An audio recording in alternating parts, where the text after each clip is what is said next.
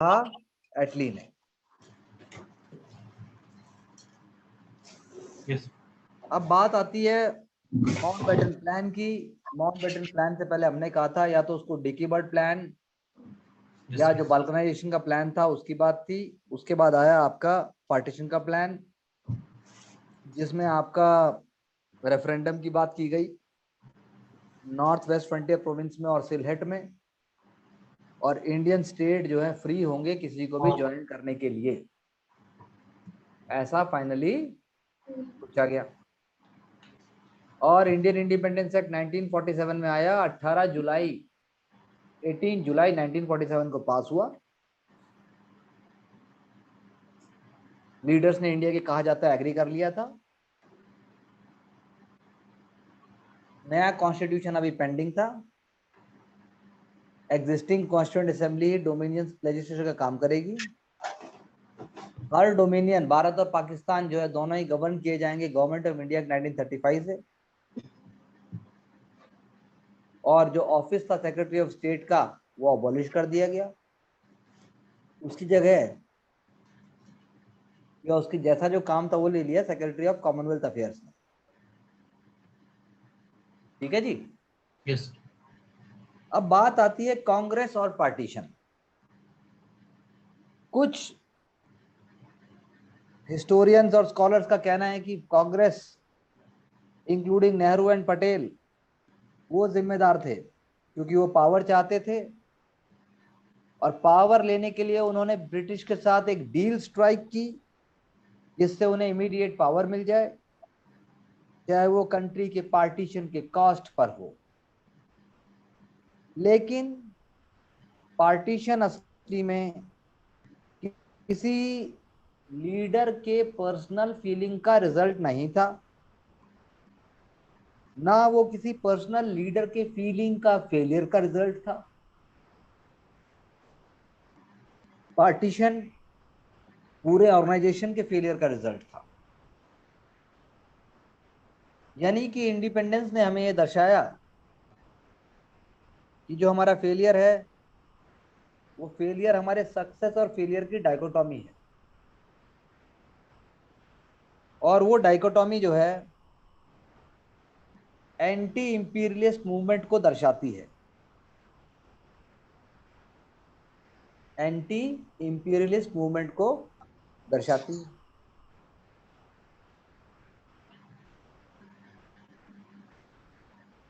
तो हम ये कह सकते हैं कि कांग्रेस फेल हो गई मुस्लिम्स को अपने पास लाने में।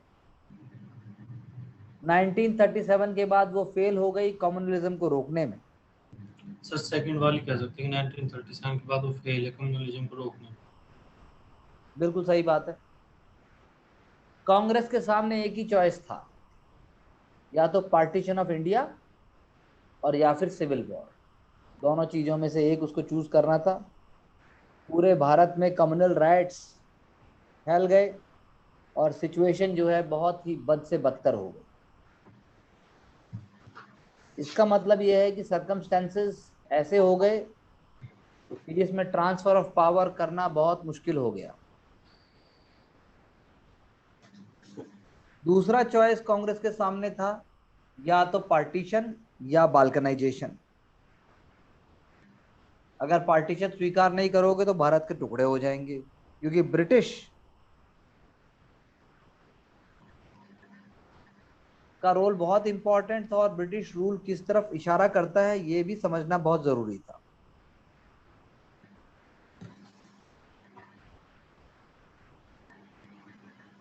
अगर ब्रिटिश प्रिंसली स्टेट्स को इंडिपेंडेंस की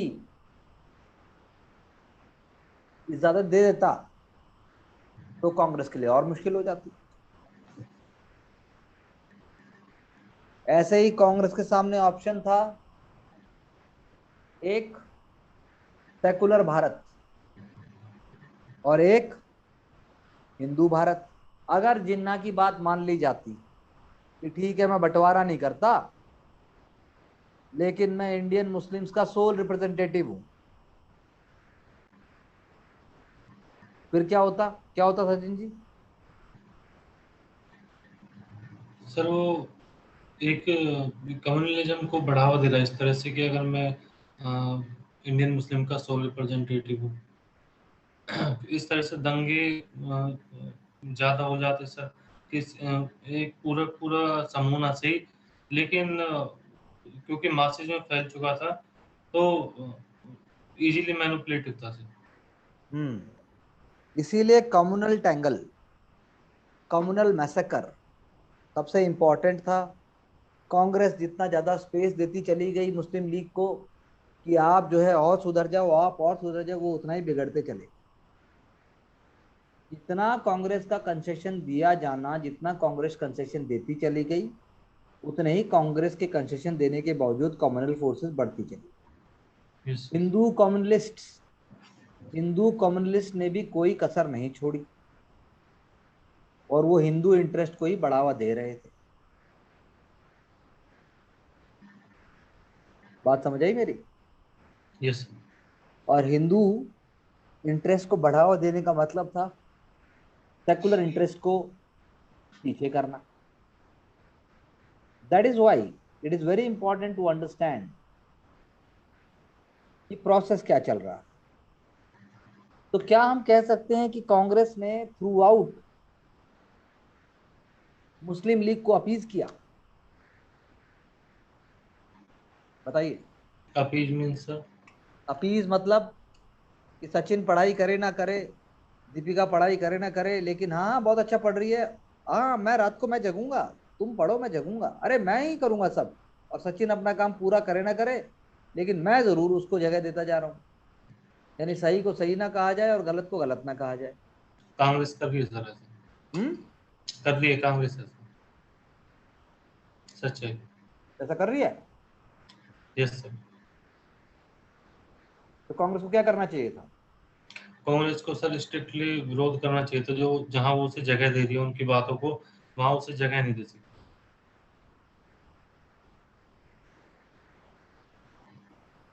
तो क्यों किया कांग्रेस ने ऐसा? क्यों किया कांग्रेस ने ऐसा? हाँ बताइए। सर क्योंकि ये आफ्टर 1937 मार्च में आ गया, लेकिन जब ये आफ्टर 39 ये रिजाइन दे देते हैं, तो जो पॉलिटिकल वैक्यूम क्रिएट होता है वो वहां से जिन्ना जो जगह बनाता जाता है उससे स्थितियां बदलती चली जाती हैं सर। ठीक है। उसके अलावा सर बार बार जो कांग्रेस के भीतर से जिन्ना के लिए बातें उठाई जाती हैं कि ऐसा नहीं ऐसा कर लो, चाहे उसमें राम गोपालाचारी का सुझाव, राजगोपालाचारी। राजगोपालाचारी का सुझाव आता हो योजना, तो सर वो चीजें इस तरफ इशारा करती है कि कुछ तो है, उसकी जो बातें होती है वो बातें ही नहीं होनी चाहिए थी। उनके व्यूज को, उनके आइडियाज को एक जगह देना, एक विचार देना, एक प्लेटफॉर्म देना, वो वहां कांग्रेस चूक जाती है। हम्म। बात सही है, जगह तो दी गई उनके आइडियाज को। अब बताओ। है। लेकिन सर चीजें क्योंकि पहले से ही होती आ रही है, ये कांग्रेस लखनऊ पैक्ट के टाइम से ही चीजों को टॉलरेट करती आ रही है, इस तरह से एक भूमिका बनती आ रही है, और उसमें ब्रिटिशर्स का सहयोग भी, उनके सहयोग को मना नहीं कर सकती, क्योंकि उनको वो चीजें सपोर्ट करती थी पॉलिसी में, इंडिया को रूल करने में। तो सिर्फ कांग्रेस को जिम्मेदार ना ठहरा कि हम ब्रिटिश रूल की पॉलिसीज को भी बराबर जिम्मेदार ठहराएंगे, या फिर कहीं अधिक, क्योंकि कांग्रेस के पास से ऐसे अवसर नहीं थे या फिर इतने मौके नहीं थे, लेकिन फिर भी उसे थोड़ा और ज्यादा अ, उसका अपोज करना चाहिए था कम्युनलिज्म का। वहां पे जो उसकी कॉम्प्रोमाइजेस रहते वो भारी पड़े। हम्म। ओके। आंचल जी आपका कुछ कहना है? क्या आप बात कर सकते हैं आंचल जी?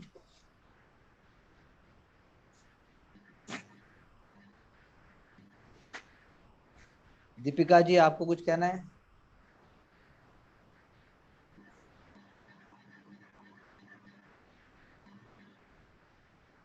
तो ये हो गया कांग्रेस। अब अगर हमने पार्टीशन एक्सेप्ट कर लिया,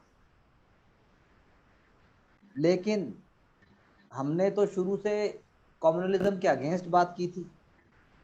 हम कहना चाह रहे हैं कि हमने जो है जिन्ना की टू नेशन थ्योरी एक्सेप्ट नहीं की, लेकिन हमने पार्टीशन एक्सेप्ट कर लिया। हाँ,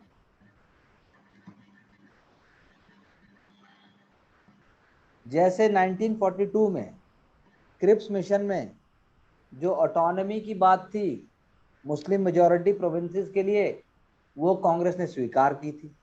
तो क्यों की?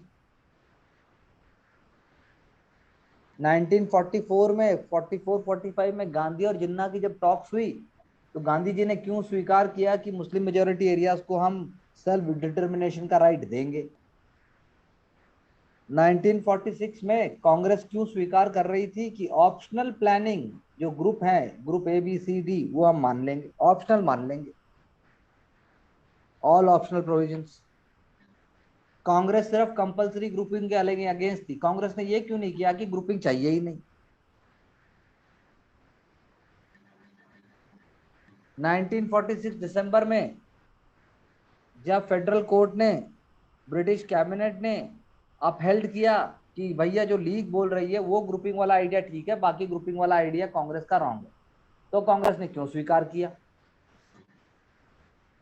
बताइए, वो कांग्रेस ने क्यों स्वीकार किया?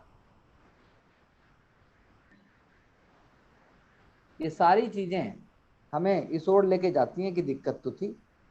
फरवरी 1947 में जब एटली ने अनाउंसमेंट की कि जून 1948 तक हम भारत छोड़ देंगे, तो नेहरू ने लियाकत अली खान को कॉपरेशन के लिए बोला। क्यों बोला? यानी कि पार्टीशन को जो एक्सेप्ट किया जाना था 3 जून 1947 को, क्या वो फाइनल एक्ट ऑफ सरेंडर था? अगर हम इस दिशा में देखें तो फाइनल एक्ट ऑफ सरेंडर था। जिन्ना की अनशेकेबल डिमांड की मुझे मुस्लिम लीग के थ्रू एक अलग पाकिस्तान चाहिए। लेकिन भारतीयों ने पार्टीशन तो एक्सेप्ट किया, भारतीय लीडर्स ने, लेकिन उन्होंने जिन्ना की जो थ्योरी थी, टू नेशन थ्योरी, उसको एक्सेप्ट नहीं किया। इसीलिए भारत पाकिस्तान जैसा नेशन नहीं है, भारत टू नेशन नहीं है, भारत अपने आप में पूरा नेशन है।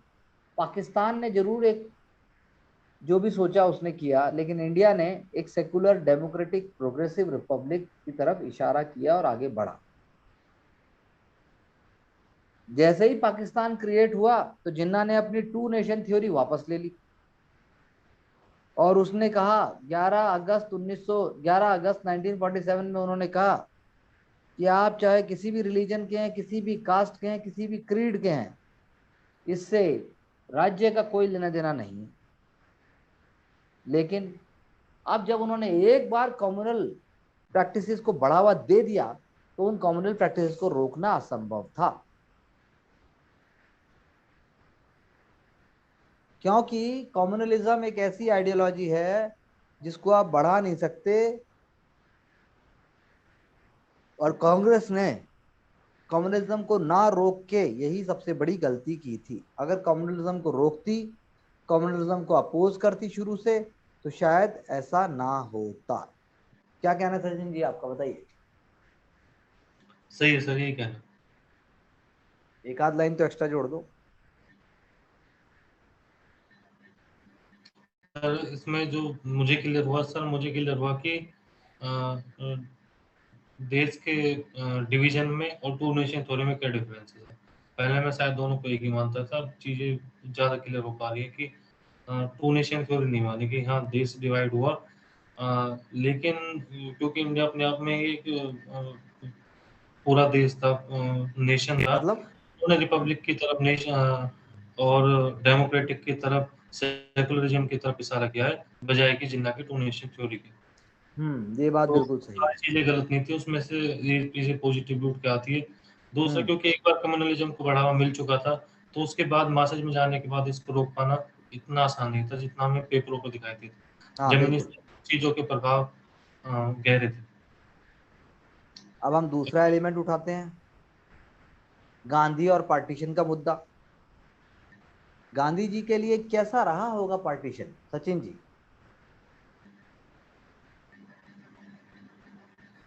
सर वो तो कहते थे कि उनके लिए हिंदू और मुस्लिम दोनों ही दो आंखों के बराबर है, तो वो तो सर इसको बिल्कुल भी सपोर्ट नहीं करेंगे पार्टीशन को। और क्योंकि जब उन्होंने ये देखा कि एक तरफ जिन्ना को जो है अपनी हट बनवानी है, दूसरी तरफ नेहरू पटेल इनको पावर चाहिए। और सबसे ज्यादा बीट्रे जो फील हुआ गांधी जी को, वो हुआ अपने लोगों के द्वारा। He felt deeply betrayed by his own people, he felt betrayed by the communalisation of the people. ना सिर्फ मुसलमान लेकिन हिंदू और सिख भी पार्टीशन चाहते थे। तो गांधी जी ने 4 जून 1947 को एक प्रेयर मीट में कहा कि जो चाहते थे वो मिल गया, जो चाहते थे वो मिल वो गया, तुमने मांगा और मिल गया। कांग्रेस ने कभी मांगा नहीं, लेकिन कांग्रेस भी पूरे देश की धड़कन को समझ सकती है। ठीक है जी। यहाँ खालसा चाहते थे, वहीं हिंदू भी चाहते थे। जब सोशलिस्ट ने अपील की गांधी जी को, गांधी जी चलिए हम एक यूनिटी के लिए मूवमेंट स्टार्ट करते हैं, जैसा 1942 में आपने किया था, तो गांधी जी ने रिफ्यूज कर दिया। उन्होंने कहा बिना मासिस के कैसा मास लीडर। वो क्योंकि समझ चुके थे कि लोगों के दिलों में क्या चल रहा है, लोग क्या करना चाह रहे हैं। इन 1947 he confessed कि today I do not see any healthy feeling, मुझे कोई अच्छी फीलिंग नहीं आ रही। पार्टीशन 3 जून को हुआ, 15 अगस्त को हो गया। गांधी जी इस समय ऐसा प्रतीत होता था कि अपनी जिंदगी को ही दे देंगे देश के लिए। लेकिन अब वो खड़े हुए, यूनाइटेड इंडिया में खड़े हुए, और अकेला चलो, अकेला चलूंगा, अकेले उन्होंने लड़ाई लड़ी। बेयर फुट चले बंगाल में, बिहार में, कलकत्ता की किलिंग्स में, और उन्होंने मुसलमानों को कंफर्ट दिया। उन्होंने सेंसलेस कम्युनल फाइट को रोकने की कोशिश की, और उन्होंने कहा कि मैं फास्ट पे चला जाऊंगा, मैं जान दे दूंगा, लेकिन कम्युनलिज्म को रोकने की पूरी कोशिश करूंगा। इसीलिए गांधी जी को कहा गया है वन मैन वन बाउंड्री। एक आदमी है जो पूरी बाउंड्री का फोर्स है, one man boundary force. Lord Mountbatten ने कहा गांधी जी को, he is one boundary, one man boundary force. बात समझे? यस यानी कि पॉइंट ये है कि माउंटबेटन प्रशंसा कर रहा है गांधी जी की, एक तरफ करने वाले भी वही हैं, करवाने वाले भी वही हैं। तो सिचुएशन अब हमारे हाथ से जा चुकी थी, हमें समझना पड़ेगा। वन मैन बाउंड्री फोर्स बोलने से सिर्फ गांधी जी को कोई वैल्यू नहीं मिल जाती।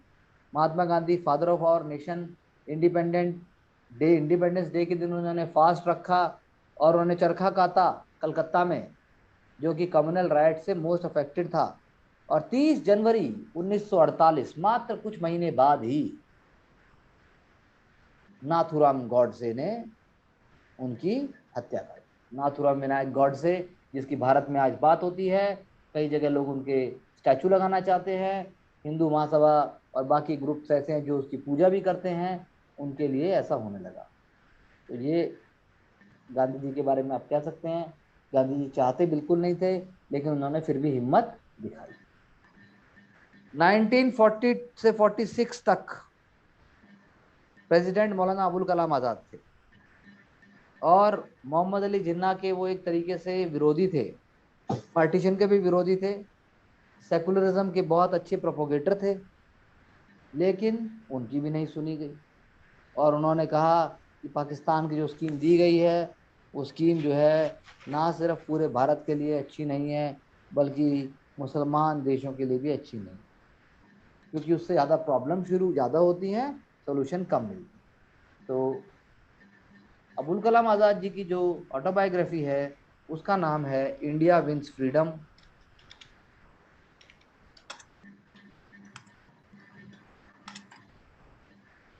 इंडिया विंस फ्रीडम है, उसके जो उन्होंने आर्गुमेंट दिया कि वो सिर्फ ना पूरे भारत के लिए, उससे अधिक मुसलमानों के लिए नुकसानदेह होगा, दोनों तरफ के। ये नहीं होना चाहिए, क्योंकि दोनों एक दूसरे को कन्फ्रंट करेंगे। दोनों कंट्रियां मिलिट्री पे फोकस करेंगी, सोसाइटी पे फोकस नहीं करेंगे, और कुछ हद तक उन्होंने सही भी बोला। और अबुल इसीलिए, सॉरी। जी, इसीलिए जिन्ना के रिजिड एटीट्यूड को देखते हुए अबुल कलाम आजाद साहब ने बोला कि गलत है ये, इसीलिए उनको क्रिटिसिज्म और इंसल्ट भी झेलनी पड़ी। और उसको कहा गया कि ये तो एक दिखावी है, दिखावी मुसलमान है, नकली मुसलमान है, हिंदुओं का मुसलमान है, और ये लोगों को उल्लू बनाने के लिए इसको लाए गए हैं। इसी तरह से उनको हिंदू मुस्लिम यूनिटी का प्रोपगेटर या उनको साथी नहीं माना गया। ये आप कह सकते हो नेहरू, ये आप कह सकते हैं कि अबुल कलाम आजाद जी के साथ, नेहरू के साथ, इनके साथ इसी तरह के विचार जोड़े गए। और बोलिए। सर गांधी क्या चाहते थे? गांधी तो कभी भी डिवीजन नहीं चाहते थे। फिर वो 3 जून को जब ये आते हैं माउंट बैटन प्लान, तो 4 जून को कहते हैं कि I am not feel unhealthy, I am healthy, not. Feel healthy. अब क्या करें, वो खेल तो पहले से ही हो रहा है। जब उसके ही फॉलोवर गांधी के फॉलोवर नेहरू, आजाद, पटेल यही जल्दी में चलो ठीक है पावर आ जाए, और अब चीजें रोक नहीं पाए तो अब क्या कर लेंगे? गांधी अकेला क्या कर लेगा? गांधी क्या चाहते थे? गांधी को साइडलाइन करना क्या सर इतना आसान था? गांधी तो साइडलाइन हो ही गए हैं 42 के बाद। 42 44 के बाद तो साइडलाइन हो ही रहे हैं। कॉन्स्टिट्यूंट असेंबली आ रही है, पावर में आ रहे हैं, वरना गांधी को बनना चाहिए था वाइस प्रेसिडेंट। जब वाइस प्रेसिडेंट नेहरू बन गए या बनाए गए, तो गांधी कहाँ से पावरफुल रह गए? पॉलिटिकल पावर में तो नरेंद्र मोदी जी हैं, लेकिन हमारे भारत के जो भारतीय जनता पार्टी की जो एक जनक हैं, लाल कृष्ण आडवाणी जी, उनका क्या हाल है? मार्गदर्शक मंडल में, हैं? मार्गदर्शक मंडल में हाँ, है। मार्गदर्शन मंडल है, तो बस गांधी जी ने भी मार्गदर्शन दे दिया, 47 तक कोने तक ले आए। अब भैया तू साइड हो जा, तेरा नाम काम नोटों पे आएगा। हर देश में तू, हर भेष में तू, तेरे नाम अनेक, तू एक ही है। समझे? लेकिन सर इतना सब होने के बाद भी वो जाते हैं, वो बंगाल में जाते हैं, लोग मुस्लिम माइनॉरिटीज को भी कंफर्ट फील कराते हैं, हम्म। कोशिश करते हैं कि जो राइट्स हो रहे हैं उनका प्रभाव कम से कम हो। तो सही बोलता माउंट बैटन ने, one man one boundary, one man boundary force. One man boundary force. Hmm. सही बोला। लेकिन शर्म की बात है ना ह्यूमैनिटी के लिए, क्यों सर? कि भाई उसको फिर भी करना पड़ रहा है। औरों को नहीं दिख रहा सही और गलत? जिन्ना को भी दिख रहा था, माउंट बैटन को भी दिख रहा था। है? इंग्लैंड ने आउट ऑफ द वे जाके चीजें क्यों नहीं की? आज भी तो आउट ऑफ द वे जाके यूक्रेन में कर रहे हैं।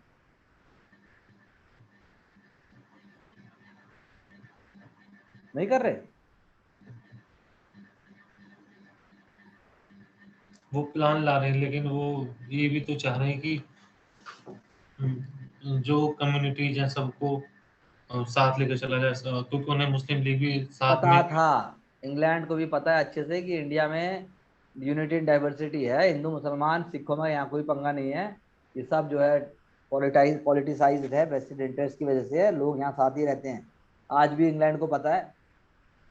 इंग्लैंड हमारे यहाँ से सीखता है कि सब लोग एक साथ कैसे रहते हैं। स्टडी करके आओ इंडिया में।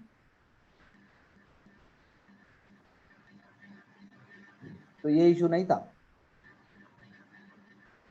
इसीलिए हम कह सकते हैं कि ब्रिटिश अगर चाहता तो भारत जो है वो यूनाइटेड रहता, अगर वो डिटरमाइंड होता, अगर वो प्रोएक्टिव इंटरवेंशन करता, कॉमनल राइट्स को रोकता, तो बात भारत की तस्वीर दूसरी होती। लेकिन उन्होंने आसान रास्ता चुना, क्योंकि उन्हें लगता था दोनों को लड़वा दो, दोनों को भिड़वा दो, दोनों को अलग अलग कर दो, और दोनों को रिलेशन हम अच्छे रख लेंगे। कुल मिला के प्रोएक्टिव एफर्ट्स हमारे मुस्लिम लीग ने 1940s के बाद एक अलग सेपरेट राष्ट्र के लिए, पॉलिटिकल और डायरेक्ट एक्शन के कारण, लीग के अंदर लीग को लीडरशिप दी गई आपके मोहम्मद अली जिन्ना की।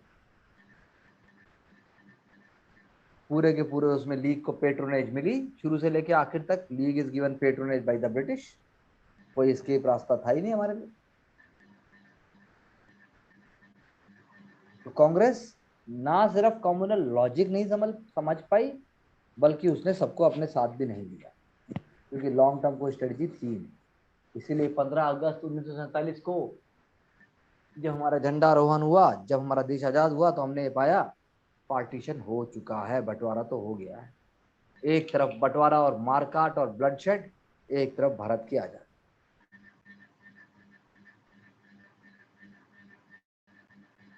बोले। सर ये समझते हैं, ये सोशलिज्म भी समझ रहे हैं, गांधी आज से नहीं, 1914 से एक्टिव है, तो क्या इनके पास लॉन्ग टर्म स्ट्रेटेजी ही नहीं थी सर? क्या ये कम्युनल आइडिया कोई नहीं समझ पाए ब्रिटिशर्स? समझना आसान है, करना बहुत मुश्किल है। हर कोई समझता है यूपीएससी का सिलेबस क्या है, क्या पूरा हो जाता है? हम तो प्रैक्टिकल चीज की बात कर रहे हैं और हम तो सिलेबस बोल रहे हैं, सिलेबस लोग नहीं समझ पाते। अरे भाई पता है, लेकिन आपको खुद नहीं समझना है ना, आपको जनता को भी सारी समझाना है। ब्रिटिश का ट्रेड एंड कॉमर्स बहुत ज्यादा है इंडिया के साथ उस टाइम। एकदम से चीजें ऐसे आज अलग लगती है, उस टाइम नहीं लगती थी कोशिश करने के बाद भी।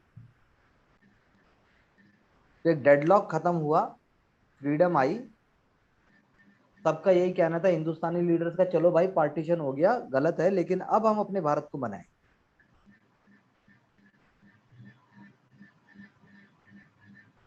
जिन्ना के करतूतों के कारण सरदार पटेल का कहना था, यदि हमने एक पाकिस्तान की डिमांड स्वीकार नहीं की तो बहुत देर नहीं लगेगी कि भारत में बहुत सारे पाकिस्तान हो जाएंगे। थैंक गॉड हमें सिर्फ एक पाकिस्तान को हैंडल करना पड़ रहा है। और बोलिए। क्या सर ये स्टेटमेंट उचित थी? भाई इस सेंस में तो उचित ही है कि वो भी जानते हैं जगह जगह फ्रेगमेंटेशन है, जगह जगह डिवीजन है, जगह जगह प्रॉब्लम्स हैं। इंडिया जो है इतनी आसानी से सब चीजों को निगेट नहीं कर सकता। नया राष्ट्र बनेगा, उसमें भी समय लगेगा। लैंग्वेज का प्रॉब्लम है, राज्यों का प्रॉब्लम है, पैसे का प्रॉब्लम है, रिसोर्सेज का प्रॉब्लम है। तो फिर अब कहा जा सकता है उस एंगल से। क्या सर ऐसा समझ सकते हैं कि कांग्रेस के लिए भी सुटेबल था कि अगर जिन्ना अलग हो जाए, मुस्लिम लीग एक अलग नेशन बन जाए, चाहे कुछ हिस्से ही जाए, लेकिन उनका कोई प्रतिद्वंदी नहीं रहेगा पॉलिटिक्स में? क्या क्या क्या, दोबारा बोलो। क्या कांग्रेस इस दिशा में भी सोच रही थी, चाहे वो नेहरू या फिर अदर कांग्रेस लीडर्स हो, कि अगर जिन्ना एक अलग नेशन की जो डिमांड कर रहा बना लेता है, कुछ एरियाज हम दे भी देते हैं, तो इसके कारण हमारा कोई पॉलिटिकल राइवलरी भी नहीं रहेगी? पॉसिबल है, हम कह नहीं सकते ऐसा। हमने टेक्स्ट बुक में, एनसीईआरटी और स्टैंडर्ड टेक्स्ट बुक में हमने डायरेक्ट नहीं पढ़ा है। बाकी पॉलिटिक्स में तो चर्चा होती है।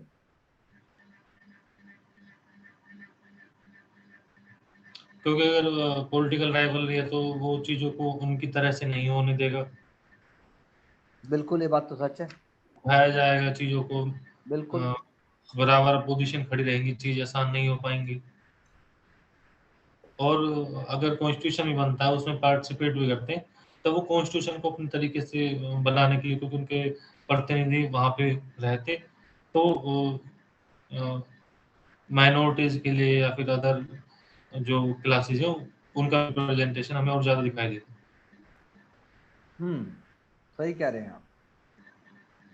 तो क्वेश्चन ये उठता है कि क्वेश्चन कैसा आएगा मेंस में? तो जो हमने डिस्कस किया वो डायरेक्ट आएगा। इसमें सिर्फ हमें अब थोड़ा सा जो बात करनी है, जो हमने बिल्कुल नहीं की, मैं जरा आज आपको ना हिंदू महासभा की भी स्टोरी सुना देता हूँ। क्यों जी? सर लेकिन अभी इसमें डाउट्स है सर, इसे पार्टीशन को समझने में। हाँ हाँ, डाउट आप पूछिए, आपके डाउट को जरूर दूर किया जाएगा।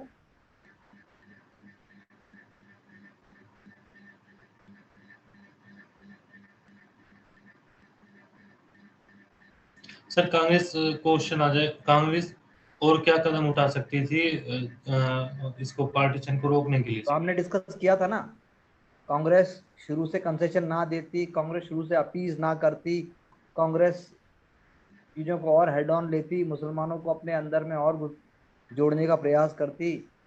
और हम कांग्रेस 1930 को बताएंगे, हम 1939 छोड़ने को बताएंगे, हम बिल्कुल राजगोपालाचारी को बताएंगे, माउंट बैटन के जो बिल्कुल, आ रहे क्रिप्स हैं, मिशन को बताओगे, क्रिप्स क्रिप्स मिशन, मिशन को बताओगे। जो डिवीजन आ रहे हैं जिसको वो ऑप्शनल बोल रहे हैं, समूह में बांटा जा रहा है, तो उस टाइम पे उन्होंने स्टैंड क्यों नहीं लिया?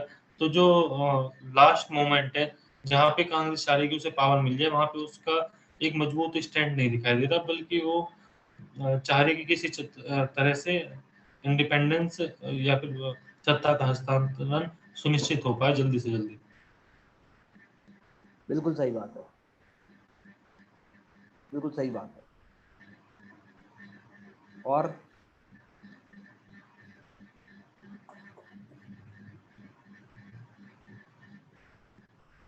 सर कम्युनल आइडियाज के साथ सबको साथ लेने के लिए जो इनका मूवमेंट चले, इनके जो कॉम्प्रोमाइज थे वो भी इन पे भारी पड़ते दिखाई दे रहे थे। ये भी हम कह सकते हैं, बात तो सही है।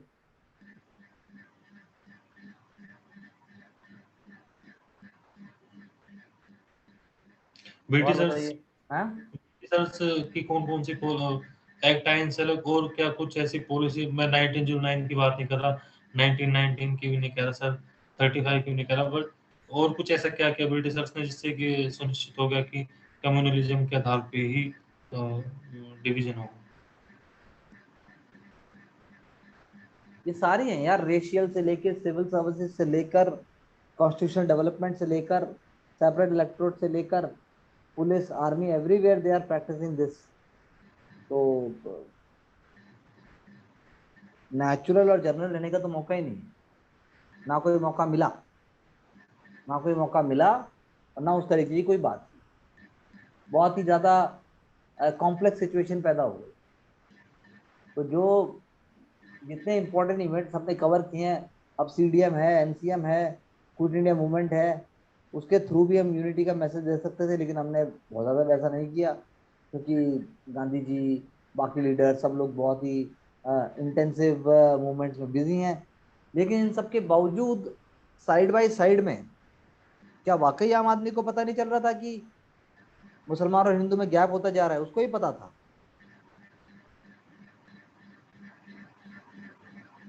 लेकिन कोई भी फिर इस तरीके की अवेयरनेस नहीं थी। जिन्ना ने एक बार शुरू किया, चीजें होती चली गई। इसीलिए जो लोग जुड़ने वाले थे वो माइनॉरिटी में थे। वो मुसलमान जो जोड़ के रहना चाहते हैं वो भी कम है, और वैसे हिंदू मॉडरेट और एकदम लीनियंट लीडर वो भी कम है। खासकर मुसलमानों ने ज्यादा वो किया, हिंदू तो क्या करेंगे। सच है ये बात। डिमांड तो मुस्लिम लीग की थी, और हम क्या बोल रहे हैं। नहीं नहीं, मैं हिंदुओं को बचाने के एंगल से नहीं बोल रहा। आज की डेट में हिंदू और मुसलमानों को भारत में इक्वल राइट्स हैं? ऐसा तो नहीं है, इक्वल राइट्स नहीं है। उनको सारी फ्रीडम है, लेकिन आपको कंट्रीब्यूट और आपको सह आभार और सहयोग तो करना पड़ेगा। हाँ, तो जिन्ना की बात थी सेकंड क्लास सिटीजन की, कहाँ है वो सच? वो सच नहीं है।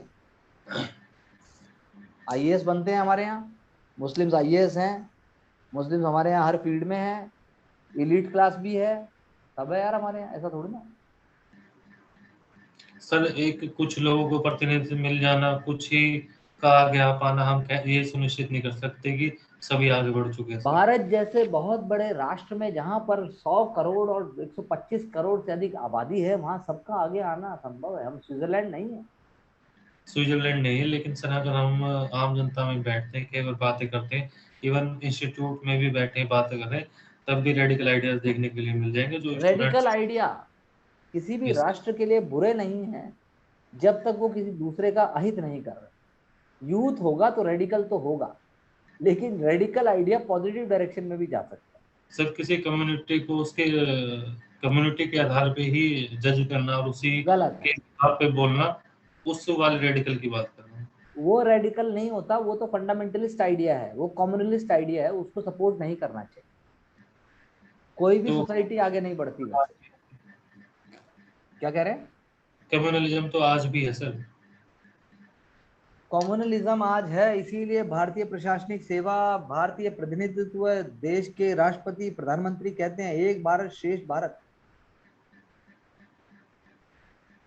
भारत एक है, आप साथ लेके चलो, सबको आगे लेके चलो। ट्रिपल तलाक यही गवर्नमेंट लेके आई, नहीं लाई? लाइए सर। फिर मैं वो नहीं कह रहा गवर्नमेंट की, मैं जवाबदेही नहीं मांग रहा हूँ, लेकिन अब बिल्कुल परफेक्शन तो कहाँ से आ जाएगा। लेकिन सरकार की मदद करना चाहती है जनता, और जनता की मदद करना चाहती है सरकार। थोड़ा बहुत रहेगा, लेकिन हमें प्रशासनिक सेवा में ज्यादा वैचारिक मुद्दों में नहीं जाना, हमें प्रैक्टिकल एस्पेक्ट को लेना है। अब जैसे कश्मीर फाइल्स आई, मूवी है, सिंगापुर ने तो बैन भी कर दिया उसको, भारत में लेकिन दबा के चली है वो। कोई बात नहीं भाई। तो इस मुद्दे में तो बहुत ज्यादा वो नहीं है, लेकिन हाँ हमें एक अपेक्षित लाइन देखनी है, हमें एक कारगर रेखा खींचनी है, और उस रेखा को फिर हमें जो है चलना है। एग्जामिनेशन का ये रिक्वायर्ड है, इसीलिए डिसिप्लिन और पंचुअलिटी। अगर लीडर डिसिप्लिन और पंचुअलिटी से मुस्लिम मासेस से इंटरेक्ट करते, खूब लगे रहते तो शायद ये नौबत ना आती। फॉर सही ग्रांटेड तो कहीं ना कहीं ले ही लिया ना, मुस्लिम समाज को फॉर ग्रांटेड कहीं ना कहीं ले ही लिया। अब आप देखिए, हिंदुस्तान में, कर्नाटक में, बाकी राज्यों में ऐसा भी है, हिंदू और मुसलमान सेम फेस्टिवल मनाते हैं। कर्नाटक में या कहाँ पर ऐसे भी मंदिर और मस्जिद हैं कि मंदिर जब घंटियां और वो सब करता है तो मस्जिद शांत हो जाती है, जब मस्जिद करता है तो मंदिर शांत हो जाता है। और बोलो, ऐसे भी कोई एग्जिस्टेंस है हमारे यहाँ। सर, क्योंकि हमें ऐसे एग्जांपल देने पड़ रहे हैं, हम बात ही कर रहे हैं ऐसे एग्जांपल्स की, तो इससे यही पता चलता है कि समस्या तो है। अरे मैं कब मना कर रहा हूँ भाई। राजगोपालाचारी वाली ही गलती कर रहे हैं सर, हैं? राजगोपालाचारी वाली ही गलती कर रहे हैं सर हम भी। राजगोपालाचारी वाली गलती क्या, कैसे? अगर वो ये सब उस टाइम पे नहीं देता प्लान, क्योंकि कांग्रेस तो बात कर ही नहीं रही थी, उनको क्यों भाव देना? इस तरह के आइडियाज की बात जहाँ होती है, जो उठते हैं वही इसके आगे बढ़ने का कारण है। हाँ तो कांग्रेस ने फॉर्मली तो नहीं किया, लेकिन अब क्या कर सकते हैं, राजगोपालाचारी ने कर भी दिया, अंबेडकर साहब भी माने बैठे थे, तो गलती तो हुई है, मैं कब मना कर रहा हूँ। लेकिन आज की डेट में तो हम सबको साथ लेके चल रहे हैं, अब कौन सी गलती है? हम रोहिंग्याज या फॉरेन नेशन जो इंडिया में है, जिनकी बात रोज न्यूज़पेपर करता है, रोहिंग्या, बांग्लादेशीज, जो इलीगल फिल्ट्रेशन है, इलीगल माइग्रेशन है, उसको रोकने की बात है। बाकी हमारे तो अभी आपका नेशनल पॉपुलेशन रजिस्टर आ ही गया है, और वो अ, आपका जो उसको एक्ट है, इस बार इलेक्ट्रॉनिक रखने की बात की इन्होंने, कि इस तरह से हाँ डिजिटल करेंगे। डिजिटल करेंगे। और उसके बाद जो है आपका वो जो नेशनल एनपीआर के अलावा आपका सिटीजनशिप अमेंडमेंट एक्ट आया। यस उसके सर। बाद असम के अंदर तो इलीगल डिटेंशन सेंटर भी बने हुए हैं। तो किसी भी जेन्युइन नागरिक को और भारतीय को हरासमेंट ना हो, ये हमारा फर्ज है। बाकी तो कदम तो उठाने पड़ेंगे थोड़े से, तो थोड़े से, सिर्फ हवा में तो नहीं होगा। हमें एक बैलेंस्ड अप्रोच चाहिए। जैसे पॉपुलेशन कंट्रोल के लिए हम नहीं बोलते कि आप कोएर्सिव एक्शन लो, कोएर्सिव, लेकिन कहीं ना कहीं एक लिमिट तो सेट करनी पड़ेगी। लिमिट का अर्थ है आप एजुकेशन दीजिए, लिमिट का अर्थ है आप, सुप्रीम कोर्ट ने बोला कि वैक्सीनेशन कोई मैंडेटरी नहीं है, लेकिन जब कोरोना पीक पे होता है तब तो मैंडेटरी हो जाएगी।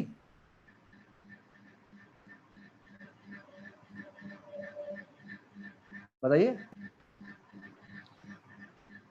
सर अदर एग्जांपल्स लेके हम उस जैसे बात भाई कर रहे हैं सर, जैसे ऑब्जेक्टिव नहीं हो पा रहे सर। मतलब, तो आप क्या चाहते हैं? कुछ नहीं चाहता, मैं तो ये चाहता हूँ पेपर क्या आएगा क्या पढ़े सर, बस जो डाउट्स थे वो हो गए क्लियर, डाउट्स आपके? हो गए क्लियर। हाँ वो बाकी तो यार, अब जो देश में हो रहा है वो आप अकेले तो क्या उसका वो करेंगे। क्वेश्चन आएगा, पार्टीशन के सर्कमस्टेंसेस बताइए। क्वेश्चन आएगा, कांग्रेस जिम्मेदार थी कि नहीं थी। क्वेश्चन आएगा, ब्रिटिश किस हद तक जिम्मेदार थे कांग्रेस। क्वेश्चन आएगा, क्या भारत पार्टीशन को रोक सकता था। ये सब क्वेश्चन आएंगे। सर कांग्रेस जिम्मेदार थी कि नहीं थी, तो उसमें ये बताए कांग्रेस को जितना स्टैंड लेना चाहिए था उतना नहीं ले पाई। नहीं ब्रिटिश ले की पाए। पॉलिसियां जो वो भेज रहे हैं, उनको बता देना है कि ये पॉलिसी इस तरह से डाइवर्ट कर रही है। क्या भारत रोक सकता था? तो गांधी को साइडलाइन ना करता और आगे रखता उनके विचारों को, तो शायद रोक सकता था। लेकिन जो आने वाली यूथ लीडर्स थे, उनके द्वारा गांधी को साइडलाइन करने के साथ ही ये जो विचार था भारत को रोकने का, वो खत्म हो गया। जिसके लिए हम पटेल की या नेहरू की, इनकी कुछ वक्तव्य उस टाइम टाइम की स्टेटमेंट्स भी दे सकते हैं। सही बात है, दे सकते हैं, बिल्कुल ठीक बात है। अभी अप्रोच ठीक जा रही है, फिर आप आ बताइए रही है, सर। बिल्कुल सही आ रही है, बोलते जाइए, बिल्कुल ठीक बोल रहे हैं आप। और लास्ट क्वेश्चन क्या था सर? हाँ, बाकी सर आप ये आंसर दीजिए, क्या भारत रोक सकता था सर? अचानक से नहीं रोक सकता था। पार्टीशन एक लॉन्ग टर्म फिनोमिना है। भारत इतना जागरूक, सारी लड़ाइयाँ भारत नहीं लड़ सकता था। पार्टीशन जो है वो ब्रिटिश की भी देन है, और पार्टीशन जो है वो एक डिप्लोमेटिक और एक इंस्ट्रूमेंट था ब्रिटिश के लिए। अगर ब्रिटिश ने लास्ट में चाहा भी कि पार्टीशन रुक जाए तो ऑलरेडी डैमेज हो चुका था, इसीलिए पार्टीशन तो हो, मतलब हुआ पार्टीशन बेसिकली, इसी कारण से पार्टीशन हुआ। हम नहीं रोक सकते थे उसको, हमें तो सरकमस्टेंसेस बताने हैं यार। जैसे आज की डेट में भी कई बार ट्वीट आ जाता है अखंड भारत यस सर। अफगानिस्तान तक, अब ये नहीं हो सकता है। कल्चरली आप एक हो सकते हो, कल्चर, इंडिया का कल्चर, पाकिस्तान में भी पठानी सूट है, भारत में भी है। पाकिस्तान का खाना हिंदुस्तान का खाना तकरीबन एक जैसा है, बस वो थोड़ा नॉनवेज ज्यादा खा लेंगे, और बोली एक जैसी है, भाषा एक जैसी है। उसके बाद जो है पंजाबी है वहां पर भी, यहाँ भी पंजाबी हैं, यहाँ भी जाट हैं, वहां भी जाट हैं। तो बहुत कुछ सिमिलर है हिंदुस्तान और पाकिस्तान में। अनारकली मार्केट है लाहौर का, तो आपके गुड़गांव का पुराना मार्केट या आपके चांदनी चौक या आपका सब वो एक ही जैसा, आप लगेगा आपको हिंदुस्तान में ही हो, पाकिस्तान में तो आप हो ही नहीं।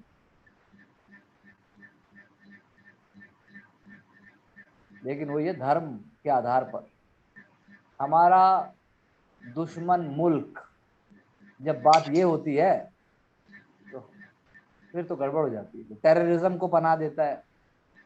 टेररिज्म नहीं, टेररिज्म खत्म हो जाना चाहिए, आतंकवाद वो उनकी पॉलिसी का पार्ट है। जो हाल अभी श्रीलंका का हुआ है यस वैसे ही सर। पाकिस्तान का होगा ना, तब अक्कल आएगी। पर पाकिस्तान का नहीं होगा, कभी नहीं होगा, ना क्यों कोई सर? होने देगा। पूछिए क्यों, बताइए क्यों, आप बताओ। कभी नहीं होगा पाकिस्तान का। श्रीलंका को तो कोई नहीं पूछ रहा, तो डूब भी जाए पूरा श्रीलंका, इट्स ओके। क्योंकि उसके ज्योग्राफिकल जो सुटेबिलिटी वो सूट करती है सर। चलो एक तो मान लिया मैंने पाकिस्तान की स्ट्रेटेजिक लोकेशन, और यस सर, वो सूट दूसरी, करेगी पाकिस्तान की ज्योग्राफिक, क्योंकि अरे वहां वहां देख के आंसर नहीं आएगा। और सर उसी पे निकालेगा तो वहां पे सर इन्वेस्टमेंट आएगी। इन्वेस्टमेंट। सब कुछ नहीं है, स्ट्रेटेजिक लोकेशन है, मैंने मान लिया अफगानिस्तान और सेंट्रल एशिया का रास्ता जाता है, ये भी मान लिया। लेकिन सबसे बड़ी बात, सबसे बड़ी बात, चाइनीज नहीं, चाइनीज सबसे बड़ी बात नहीं है आंचल जी। दीपिका जी आप भी बता दो सबसे बड़ी बात। सबसे बड़ी बात है पाकिस्तान के पास न्यूक्लियर बॉम्ब है। उसको छोड़ दिया तो सब खत्म, विश्व खत्म हो जाएगा, उसको नहीं मरने दिया जाएगा। फंडिंग भी दी जाएगी, उसके बॉम्ब को भी संभाला जाएगा, सब कुछ किया जाएगा। Pakistan is a nuclear armed state, सबसे बड़ी बात। सर अगर देश में इन्फ्लेशन ज्यादा है सर, ठीक है, उनकी इकोनॉमी नहीं संभल रही, तो उसको संभालने के लिए कौन आएगा अगर उनके पास न्यूक्लियर पावर है? सब आएंगे, अमेरिका आएगा, रशिया, चाइना आएगा, सब आएंगे। शुरू में उसके दोस्त आएंगे और बाद में सब आएंगे। वो न्यूक्लियर पावर को ही संभालने आएंगे कि भाई ये न्यूक्लियर पावर गलत हाथों में चला गया। अगर न्यूक्लियर पावर एक बार इन हाथों में चला गया ना, तो पाकिस्तान का भी खत्म नहीं होगा, ना पाकिस्तान को कभी डूबने दिया जाएगा। फेल्ड स्टेट है, फेल्ड स्टेट ही रहेगा, लेकिन फिर भी पाकिस्तान की हालत श्रीलंका जैसी नहीं होगी कि सरकारें गिर रही हैं, मिलिट्री कुछ कर नहीं रही है। तो न्यूक्लियर पावर का क्या होगा, American forces, United Nation forces आ जाएंगी, जैसे अफगानिस्तान में आई थी। लेकिन जब अफगानिस्तान 20 वर्षों में भी काबू में नहीं हो पाया, पाकिस्तान का क्या होगा फिर। तो इसीलिए ये तो एक क्वैगमायर है, ये एक प्रॉब्लम है जिसका कोई सोल्यूशन नहीं है। और हम पाकिस्तान के पड़ोसी हैं। अटल बिहारी वाजपेयी जी ने कहा था, मैंने खुद सुना था एक बार, उन्होंने कहा था, you can choose your friends but not your neighbours. पड़ोसी नहीं चुन सकते आप, दोस्त चुन सकते हो। बोलिए क्या कहना है आप? यही कहना था सर। इस डिबेट के बाद आपके आधे से ज्यादा आंसर के क्वेश्चन हो जाने चाहिए, फैक्ट रह जाते हैं बस थोड़े से।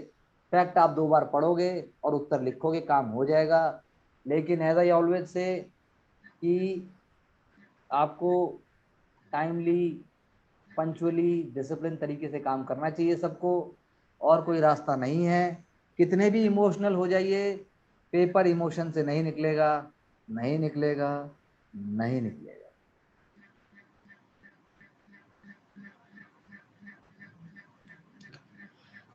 अनइमोशनल होके निकलेगा सर, रेशनल होकर निकलेगा। रैशनल और लॉजिक। हाँ, जैसे पंखा अपना कार्य कर रहा है आपके पास और वो हल्की हल्की ध्वनि भी दे रहा है, वैसे ही पेपर है, याद दिलाता है कि मैं चल रहा हूं। हिंदुस्तानी घर की पहचान है पंखा, क्योंकि अमेरिका, यूरोप और बाकी कंट्रीज में तो हीटर जलते हैं और कूलर चलते हैं।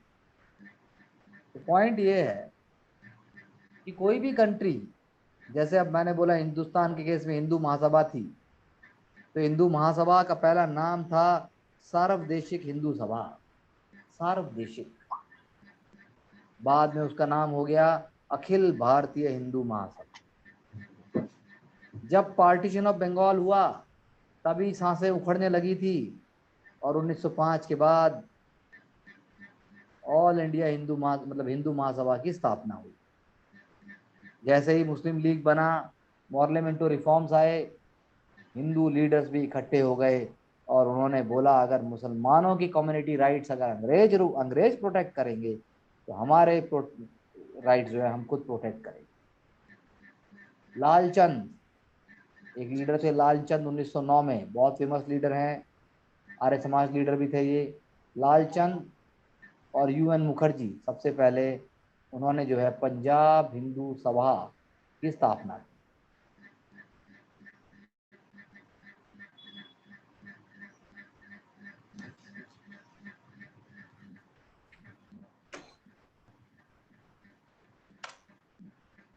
ठीक है जी, 1909 में स्थापना की गई पंजाब हिंदू सभा की।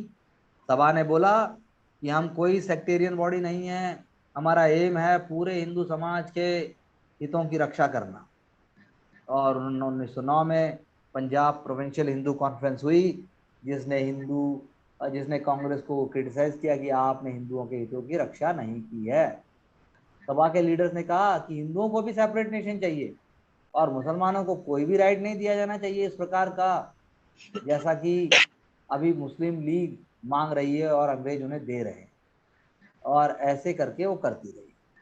20वीं शताब्दी के बिगिनिंग में ये सारी चीजें होती हैं।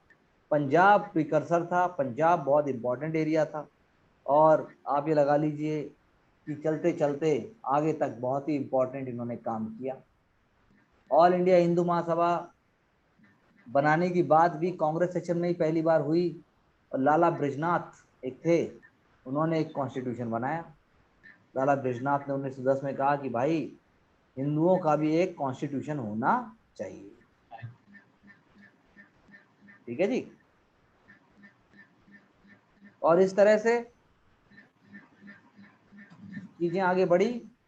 1913, 14, 15 तक कुंभ मेला हो रहा है हरिद्वार में, बाकी चीजें हो रही हैं, और 1915 तक आप लगा लीजिए ये बन गया।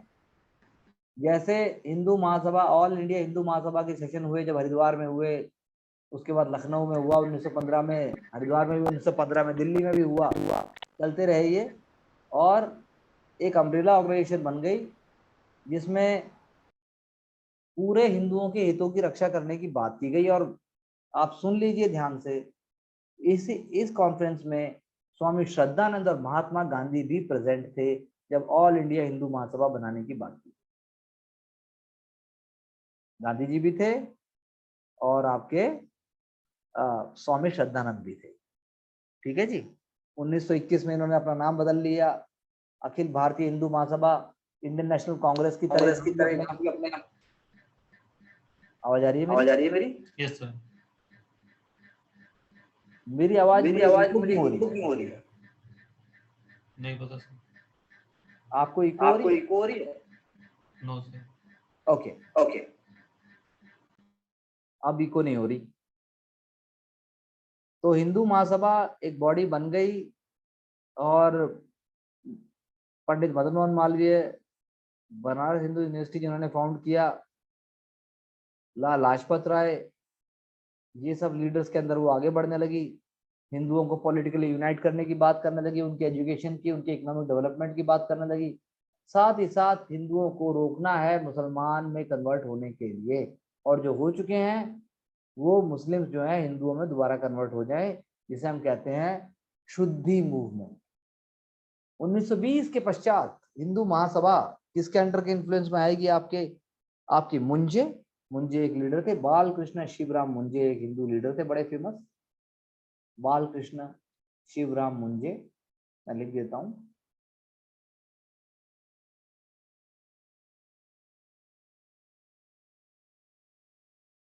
और विनायक दामोदर सावरकर।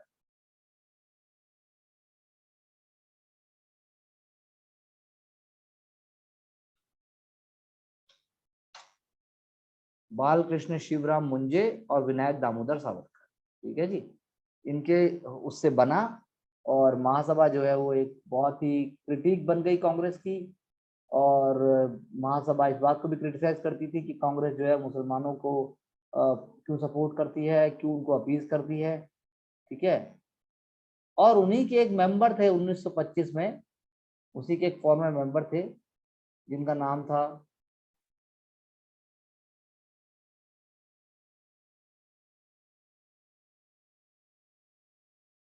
गैस करिए आप लोग,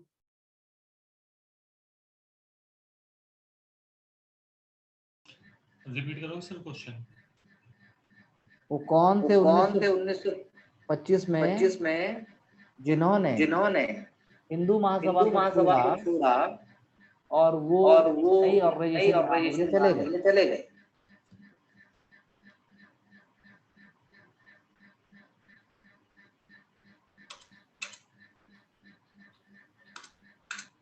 बताइए Sachin ji, please tell me name of the leader who left Hindu Mahasabha in order to form a separate body, and that body plays an important role in the present times also. Sir 1925 के आसपास तो सर ये CR दास और मोतीलाल नेहरू बना रहे हैं, तो ये तो होंगे नहीं बट आरएसएस केशव बलिराम हेडगवारकर, केशव बलिराम हेडगवार, वो आरएसएस बनाएंगे और एक ये हिंदू वॉलंटियर ऑर्गेनाइजेशन बनेगी, महासभा के जैसी होगी, लेकिन बहुत ही जल्दी हिंदू महासभा को कंप्लीट करेगी और अपने आप को पूरे भारत में ऑल इंडिया लेवल के ऊपर प्रेजेंट करके देगी, ठीक है ना।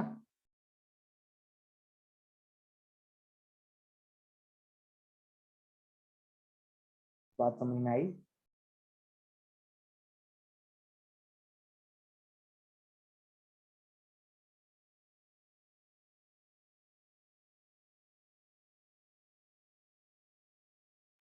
Yes sir.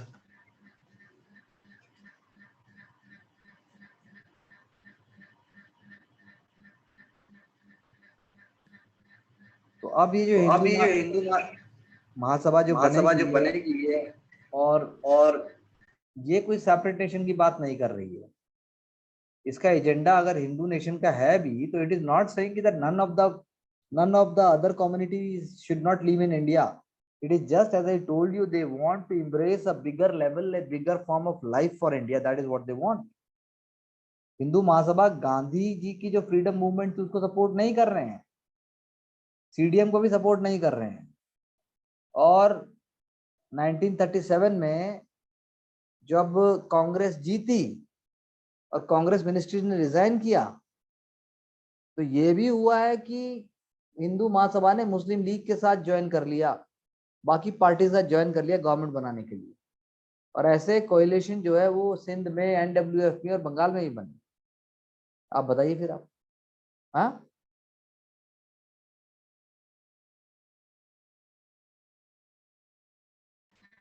और ऐसा बजाय एक कम्युनिटी के आधार क्या कह रहे हैं?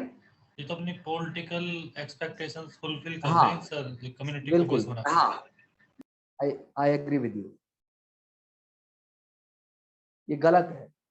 सिंध गवर्नमेंट 1943 में बनी, जो पहली प्रोविंशियल असेंबली थी सब कॉन्टिनेंट में, जिसने पाकिस्तान के फेवर में, पाकिस्तान के क्रिएशन के फेवर में रेजोल्यूशन पास किया। जबकि पब्लिक के अंदर हिंदू महासभा हमेशा कहती आई थी कि हम भारत का पॉलिटिकल डिवीजन, पॉलिटिकल बंटवारा किसी भी कॉस्ट पे नहीं होने देंगे। जबकि महासभा के जो मिनिस्टर्स थे सिंध गवर्नमेंट में, उन्होंने सिर्फ प्रोटेस्ट किया, उन्होंने जो है कोई भी तरीके का रिजाइन नहीं दिया।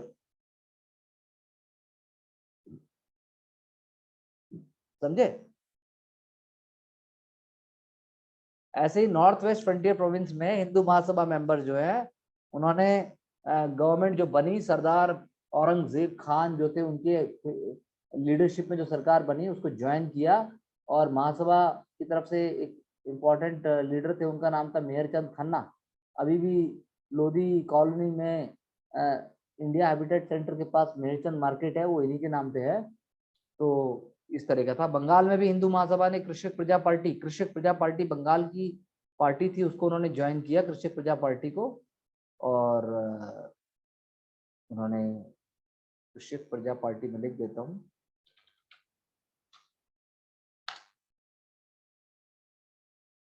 उन्होंने उसको ज्वाइन किया।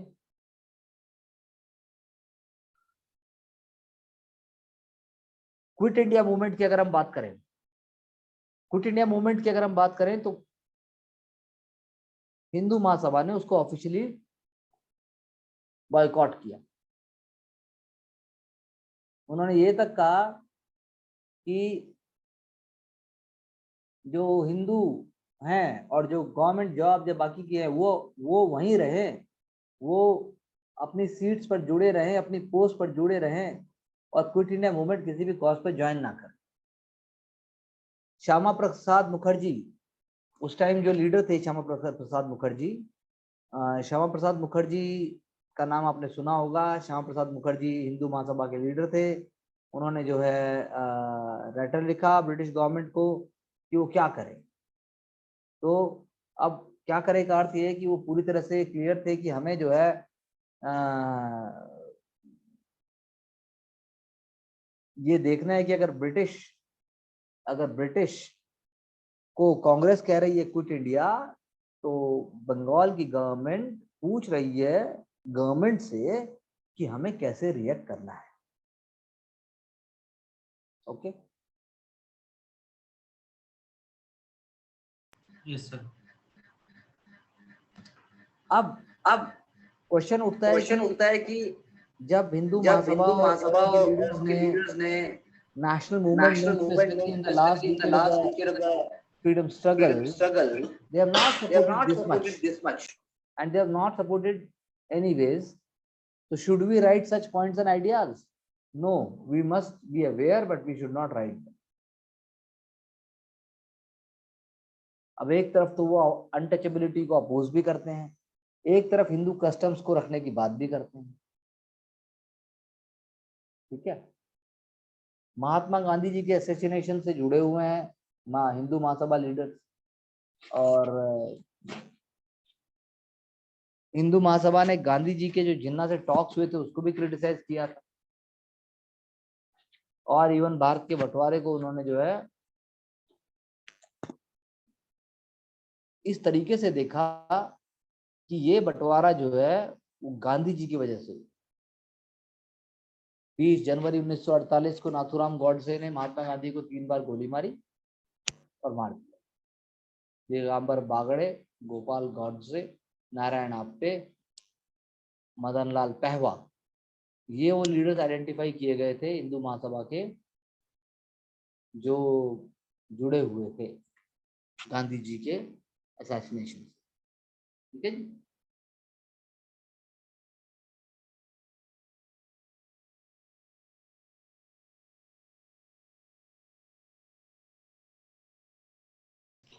बट सर ये भी एक सोचने की बात है कि जिस इंसान ने ब्रिटिश रूल में इतने मूवमेंट्स चलाए, उसको तब कुछ नहीं हुआ, लेकिन इंडिपेंडेंट इंडिया उसको टॉलरेट नहीं कर पाया, गोली मार दी। सोचने की बात तो सोचने है की भाई, बात तो है भाई, सोचने की बिल्कुल सोचने बात की है, बिल्कुल लेकिन आप बात क्या है, करें। क्या करें? ठीक है, ठीक है, ब्रिटिशर्स कहेंगे गॉड कि से और गॉड से आपसे, और आपसे, मतलब आप लगा लो मतलब आप गांधी लगा जी लो का जब गांधी मर्डर जी का जब ट्रायल मर्डर ओपन ट्रायल हुआ ओपन हुआ, तो गॉड से तो मेन गॉड से डिफेंडेड मेन थे डिफेंडेड थे नारायण आप्टे और नारायण किशोर आप्टे और गॉडसे। किशोर। ट्रायल को भगाया गया। होम मिनिस्टर वल्लभ भाई पटेल की डिजायर थी कि फटाफट से हो, असैसिनेशन तो होना ही नहीं चाहिए था गांधी जी का, लेकिन अब गलती हो गई तो उसको रोका जा सके। गॉडसे और आप्टे को डेथ सेंटेंस दिया गया। कुछ गांधी जी के लड़कों ने कहा, मणिलाल और रामदास ने, कि भाई नहीं, माफ कर दो, छोड़ दो, कोई बात नहीं। लेकिन जवाहरलाल नेहरू और पटेल और राजगोपालाचारी जी ने ऐसा नहीं किया। गॉडसे और आप्टे जो है अंबाला जेल में 15 नवंबर 1900 मतलब 1949 मुझे कहना चाहिए, उन्हें हैंग कर दिया गया।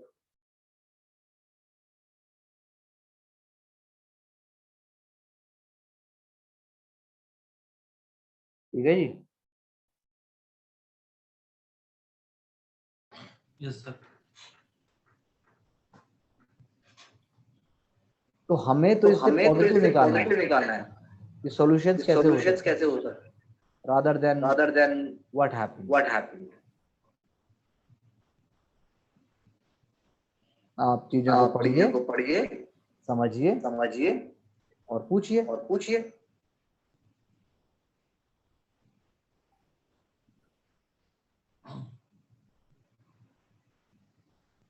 सर उनके विचार क्या थे जिन्होंने गांधी जी को मारा था? ये तो यार बड़ा ये लंबा तो यार विषय बड़ा है, लंबा विषय है, और उन्होंने और इसके लिए उन्होंने गांधी जी इसके को लिए ये गांधी क्लेम जी को किया एक क्लेम किया कि हम तो कि असल हम में तो इसी असल में समाज को इसी और भारत समाज को को और मुक्ति भारत दिला को रहे हैं। मुक्ति दिला रहे हैं।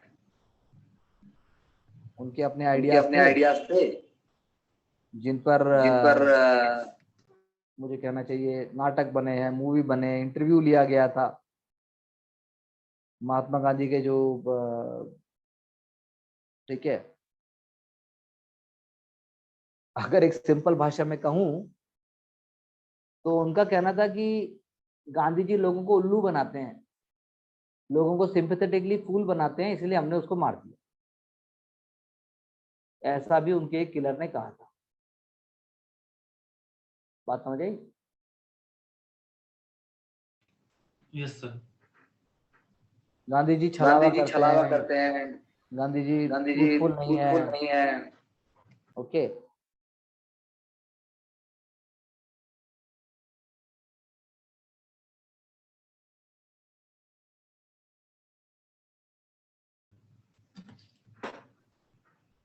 इसके पीछे कम्युनलिज्म नहीं था सर? हाँ, हाँ? इसके पीछे कोई कम्युनल आइडिया नहीं था? कॉमनल नहीं है। कॉमनल नहीं है। जैसे जैसे अगर कोई आप अगर कोई आर्टिकल आप पढ़ेंगे आर्टिकल पढ़ेंगे जिसमें जो उनके कॉन्स्पिरेटर्स थे वो क्या कहते हैं, तो उनका कहना है कि गांधी जी कहते थे कि पार्टीशन मेरी मेरी मेरी लाश पे बंटवारा होगा। हैं? Yes hello sir. Sachin ji. Hello Sachin ji. Yes Gandhi sir. जी कहते थे गांधी ना, जी मैं कहते थे ना, बंटवारा नहीं मैं होने बंटवारा दूंगा नहीं होने दूंगा जब वो जब वो अनटचेबिलिटी के लिए अनटचेबिलिटी के फास्ट लिए एंड टू डेथ फास्ट कर एंड टू सकते, डेथ कर सकते, तो पार्टीशन तो के लिए क्यों नहीं पार्टीशन के किया? लिए क्यों नहीं किया? हैं? हाँ सर, हैं? वहाँ भी कर सकते, लेकिन वो जा रहे हैं, लोगों को समझा रहे हैं। नहीं, अब जो नहीं, है, अब जो है, तो जो तो जिन्होंने जो मारा जिन्होंने गॉड मारा से गॉड से एंड पार्टी, एंड पार्टी, उनका कहना था कि भाई पार्टीशन हुआ तो क्यों नहीं मरे फिर वो? अगर ऐसा तो उन्हें मर जाना चाहिए ना। तो इसलिए हमने उन्हें मार दिया क्योंकि वो भारत के लिए हार्मफुल थे। वो बोले कि हमने एक सिंगल पैनी भी नहीं लिया। वो पाकिस्तान की तरफ झुकाव था उनका, हमारा मदरलैंड की तरफ झुकाव था। हम अशेम नहीं है। Gandhi should have been honest with his life that he was a failure. उन्होंने कहा कि पाकिस्तान और बांग्लादेश में आप देखिए, मुसलमान जो है वो कन्वर्टेड हिंदू है, और गांधी जी का जो अपीजमेंट था वो मुसलमानों के लिए बढ़ता ही जा रहा था, इसलिए हमने उन्हें मार दिया। नाव खाली में उनका कहना था, गॉडसे और पार्टी का, कि नाव खाली में आप लगा लो 2.5 लाख या मतलब जितने भी होंगे नंबर, बहुत ज्यादा नंबर थे, उतने हिंदू मारे गए। हिंदू वोमेन जो है वो उनके साथ अत्याचार और नरशंस घटनाएं की गई। तो उनका कहना था गॉडसे एंड पार्टी का कि भाई जब इतना कुछ गांधी जी के सामने हो रहा था और गांधी जी कह रहे हैं कि अगर मुसलमान आप पे अटैक करने आता है तो आप उल्टा रिटेलिएट मत कीजिए, आप अपनी गर्दन झुका दीजिए, हमें नॉन वायलेंस ही फॉलो करना है। बोला कौन सेंसिबल आदमी इस चीज को टॉलरेट करेगा? तो इसीलिए हमें कोई रिग्रेट नहीं है। और इनफैक्ट नाथूराम के दोस्तों ने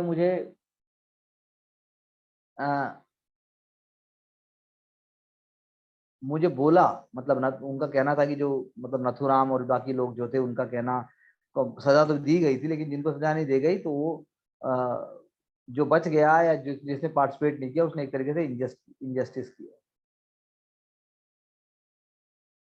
ओके, तो असल में उनकी इज्जत एक अलग टाइप से हो गई, उनको ऑनेस्ट माना जाता है। लेकिन क्वेश्चन उठता है, अगर मुस्लिम लीग मुस्लिम को इन्फ्लुएंस कर सकती थी तो हिंदू महासभा ने हिंदुओं को क्यों नहीं इन्फ्लुएंस किया? तो उसमें हिंदू महासभा के लीडर का कहना है कि भाई हमारे पास इतने बड़े बड़े लीडर्स नहीं थे, हमारे पास लिखने की ताकत थी लेकिन हमारे पास लीडरशिप की ताकत नहीं थी, पॉलिटिक्स की ताकत नहीं थी। दूसरा, so called secular Hindu leader वो कांग्रेस को रूल कर रहे थे 1886 1885 ऑनवर्ड्स। उन्होंने कंट्री को 50 साल ऑलरेडी रूल कर लिया था। बात समझे? तो असली हिंदू तो बाहर आया ही नहीं, उनका ये कहना था। तो सर इन्होंने तो डिवीजन कर दिया हिंदुइज्म में भी कि एक सेकुलर हिंदू है और एक कास्ट हिंदू है। हाँ तो सेकुलर हिंदू, भाई मैं आपको सिर्फ बताना चाह रहा हूँ कि क्या विचार है। जैसे आज की डेट में हिंदू समाज अपने आप पे प्राइड फील करता है, ग्रेट फील करता है। They feel that wow we are getting empowered. Positive तरीके से ठीक है, नेगेटिव तरीके से गलत है। तो ये लड़ाई तो चलती आ रही है। लॉजिक क्या थे उनके कि अगर क्रिश्चियंस को 500 साल लगे मुस्लिम्स को कंट्रोल करने में और उनसे रूल छीनने में, मुस्लिम्स का एक रूल कॉन्स्टेंटिनोपल और वो जो आपका कॉन्स्टेंटिनोपल और खलीफा का रूल था वो स्पेन और पुर्तगाल तक पहुंच गया था। तो हिंदू एकदम पूरे भारत पे कैसे रूल कर लेंगे? उनके लिए भी समय लगेगा।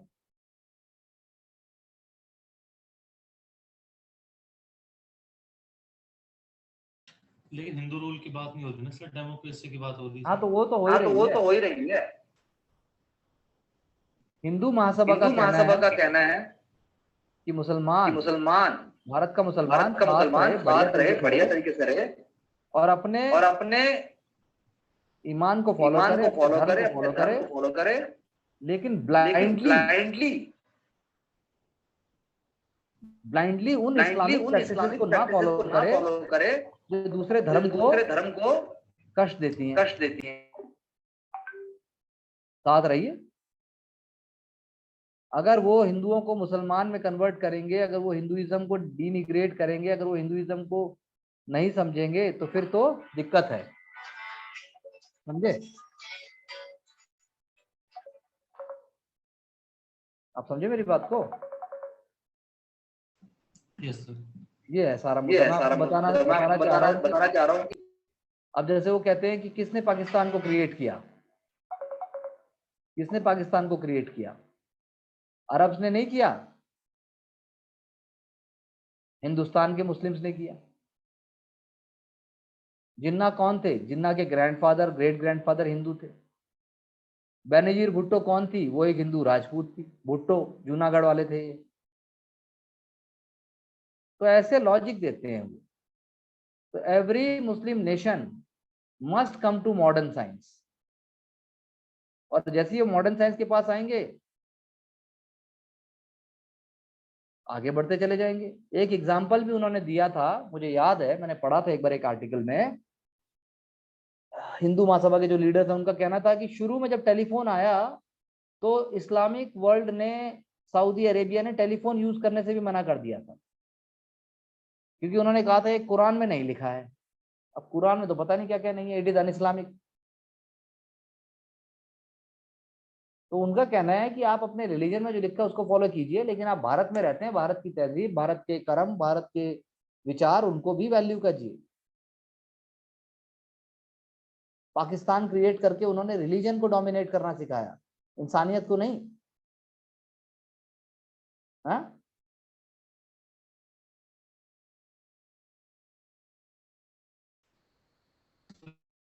लेकिन सर गांधी क्या कह रहे हैं?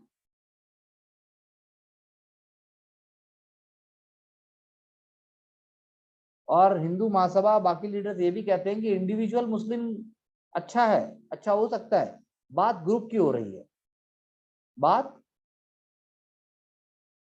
ग्रुप बिहेवियर की हो रही है, सोशल बिहेवियर की हो रही है, नंबर इंपॉर्टेंट नहीं है।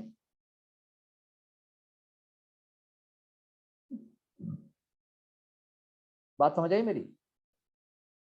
तो Hindu is a way of life. Yes sir. इस्लाम के लिए, लेकिन वो कहते हैं नेशन से बढ़ के भी इस्लाम है। तो ये कुछ विचार है लोगों के।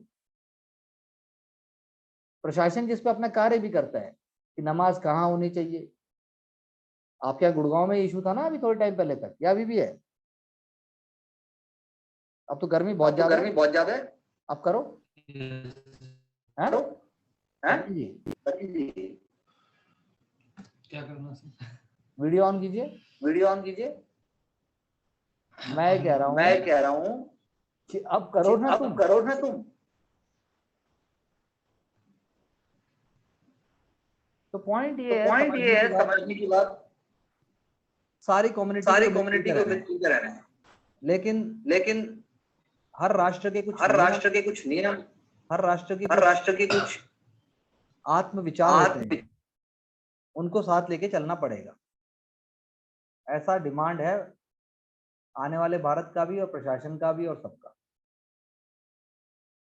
ठीक है आंचल जी? Sachin ji yes sir. Exam में क्या एक्सपेक्ट करें सर? Yes sir. क्या कह रहा है सचिन? सर एग्जाम में क्या एक्सपेक्ट करें, इससे क्वेश्चन आना? एग्जाम में क्वेश्चन आएगा कि, हाँ, एग्जाम में जीएस पेपर 1 में क्वेश्चन आएगा, सोसाइटी वाले पार्ट में। कौन से ट्रेडिशन आप क्वेश्चन पेपर उठाओ, हम नेक्स्ट क्लास में क्वेश्चन पेपर डिस्कस करते हैं। चलिए नेक्स्ट 2 क्लासों में हम क्वेश्चन पेपर डिस्कस करेंगे। ठीक है Sachin ji? Yes sir. Next 2 classes में, मतलब 2-3 क्लासेस में खत्म कर देंगे हम क्वेश्चन पेपर ही डिस्कस करेंगे। ठीक है तो मैंने आपको बताया है जो ऑलरेडी पब्लिश्ड है, ये मेरे व्यूज नहीं है, ये व्यूज हैं जो नागरिक रहे हैं, जो लोग रहे हैं, उनके व्यूज हैं, ये मेरे व्यूज नहीं। ठीक है ना, मैंने आपको फैक्ट्स बताए। और बताइए।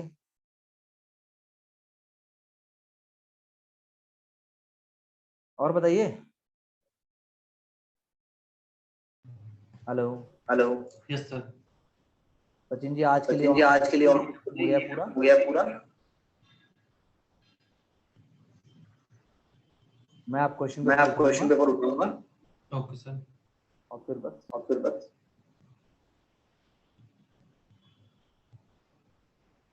आंचल अभी भी आवाज? क्या सर?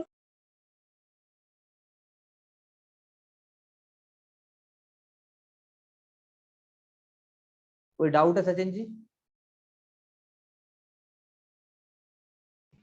No sir. हाँ, इसमें से नहीं सर। अच्छा, कहाँ से है फिर? कार्नेटिक वॉर से सर। पूछो कर्नाटिक वॉर से क्या डाउट है? 5-1 मिनट आप और से पूछ लो, मैं करता हूँ 2 मिनट में वीडियो। हाँ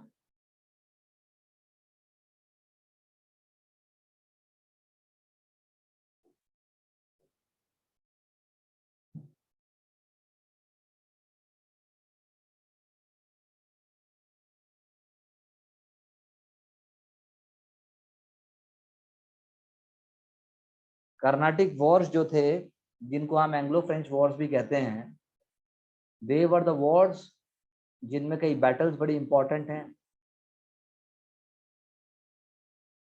जिनसे ये पता लगता है कि ब्रिटिश फ्रेंच को साइडलाइन करके भारत पर राज करने की दिशा में आगे बढ़ सकते हैं। आपका एग्जैक्ट क्वेश्चन क्या है? सर क्वेश्चन ये है,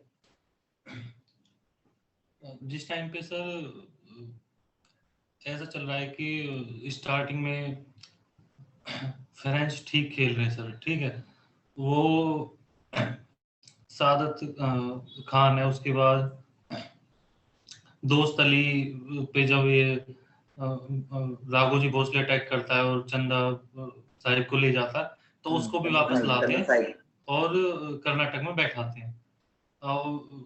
इवन जब अनवरुद्दीन को हैदराबाद का निजाम कर्नाटक का नवाब बना देता, तो उसके अगेंस्ट भी वो उसके जो भतीजा रहता है मुजफ्फर जंग को साथ लेके हराते हैं अनवरुद्दीन को और वहां बैठा देते हैं। तो इन्होंने को क्लियर कर दिया। हैदराबाद वाली तरफ भी नसीर जंग जब सेना लेके आता है, उसको इन्होंने रोक दिया था और गलती से जब वो मर जाता तो मुजफ्फर जंग को तुरंत बैठा देते। तो मतलब दोनों राइट्स इन्होंने क्लियर कर दिए कि यहाँ भी पे मुजफ्फर जंग है हैदराबाद में, और आपके कर्नाटक वाले जोन में उन्होंने कर्नाटक जोन चंदा साहिब को बैठा दिया। उसके बाद क्या होता है सर, ये जो तिरुचिरापल्ली जगह रहती है जहाँ पे उसका अनवरुद्दीन का बेटा जाके छिपता मोहम्मद अली, वहां पे जब वो अटैक करने जाते चंदा साहिब, तो ये आइडिया जो क्यों why not we attack on the Arcot पर अटैक क्यों नहीं कर देते, वहां से गेम पलटना शुरू होता है। वहां से किस तरह से गेम को पलटा देते हैं सर? अरे पलटा भाई,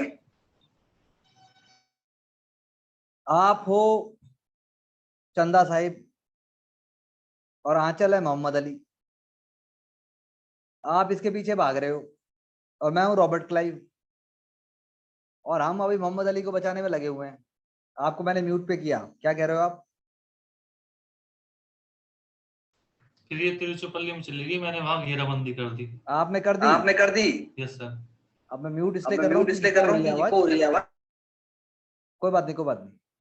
तो आपने जब उसकी घेराबंदी कर दी और आपने पूरी जान उस पर लगा दी, मैं उसको छुड़ाने पे लग रहा हूँ, लेकिन मैं छुड़ा नहीं पा रहा हूँ उसको, तो मैं क्या करूं? अगर गलती से मोहम्मद अली भी आपके काबू में आ गया और मोहम्मद अली ने ही बोल दिया भाई अंग्रेज तू साइड हो, मैं इसके चरणों में लेटने को तैयार हूं और मेरे से झेला नहीं जाना, तो फिर तो अंग्रेज खत्म हो जाएंगे साउथ इंडिया में, मद्रास भी आते चला जाएगा। तो रॉबर्ट क्लाइव ने बोला अब मैं क्या करूं, एक ही तरीका है, ये लेने के चक्कर में है इसको, तिरुचिरापल्ली के थ्रू मोहम्मद अली को मारने के चक्कर में मैं इस टाइम आरकॉट पे अटैक करता हूँ, क्योंकि आरकॉट उसकी कैपिटल है कर्नाटक की, वो इस टाइम खाली पड़ी है, फ्रेंच और सबका ध्यान यहाँ है। तो वही वाली बात है, बर्थडे पार्टी थी, सचिन ने देखा ऊपर वो जो गुब्बारा है, गुब्बारे में जो है बहुत सारे वो है टॉफी हैं, सचिन उन पे जान मार रहा है। अरे भाई सचिन जो केक खाने को दिया था वो तो खा लेता, जब तक कोई और आया और सचिन का केक लेके चला गया, तो ये खेल हो गया, वो अपना केक नहीं बचा पाए। लेकिन चंदा साहिब अपने बेटे को छोड़ गया था और राजा जी साहब को आरकोट में। बताता हूं। अब जो उसका बेटा है, अब बेटा तो बेटा ही होता है, अब बेटे के बस की नहीं थी, बेटा बाप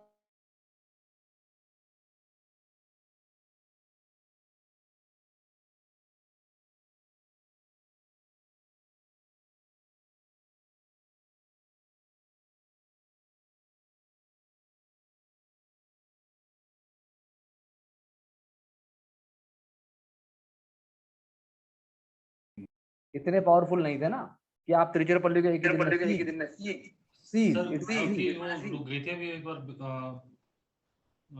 बिल्कुल रुक गई थी आवाज आपकी, और सुना नहीं सर अभी कुछ। मैं ये कहना चाहता हूँ कि जो बेटा है वो मद्रास की तरफ अटैक करने जब दौड़ेगा, लेकिन अंग्रेजों ने फोर्स छोड़ रखी है, उसको वहां भी बैटल ऑफ कावेरी पैक होगी बीच में, वहां रोक देंगे बेटे को भी। इधर से मोरल डाउन हो जाएगा चंदा साहब का, जैसी मोरल डाउन हुआ सीज कमजोर पड़ी, खेल पलट गया सिराजुद्दौला टाइप में। सारा खेल तो मोरल का है ना, मोरल पावर। पीटी एग्जाम में कभी बच्चा फेल नहीं होता है, वो उसी समय फेल होता है जब वो सोचता है क्या कहीं मैं फेल तो नहीं हो जाऊंगा। तैयारी पूरी नहीं है, जैसे ही आपके दिमाग ने ये बात स्वीकार की तैयारी पूरी नहीं है, हे मेरे मौला बस खेला, हो गया खेला। ये कभी आना नहीं चाहिए।